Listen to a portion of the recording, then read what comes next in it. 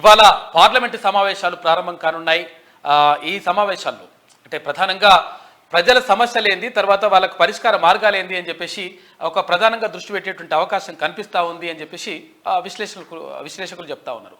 కారణం ఏంటి అంటే ఇవాళ అంటే ఎన్నికలు సమీపిస్తున్నటువంటి నేపథ్యంలో ఇప్పుడు పెట్టేటువంటి బడ్జెట్ పైన ప్రజలు రకరకాల ఆశలతో ఉన్నారు. తర్వాత సమస్యల పరిష్కారం అయితే అని చెప్పేసి ఒక భావనతో ఉన్నారు. కాబట్టి వాళ్ళందరినీ సంతృప్తి పరిచేలా ఉండాలని చెప్పేసి కేంద్ర ప్రభుత్వం భావిస్తూ ఉంది.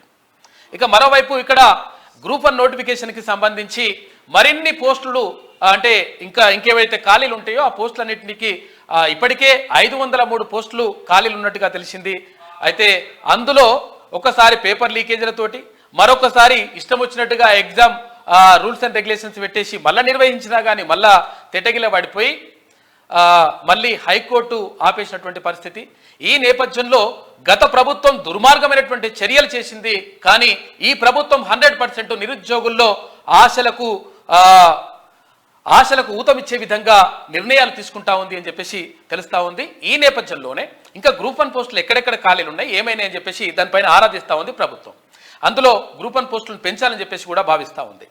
మరోవైపు ఇక్కడ గ్రూప్ 4 పరీక్షకు సంబంధించి రిజల్ట్స్ కూడా విడుదల చేయాలని చెప్పేసి దానికి సన్నాహాలు జరుగుతూ ఉన్నాయి.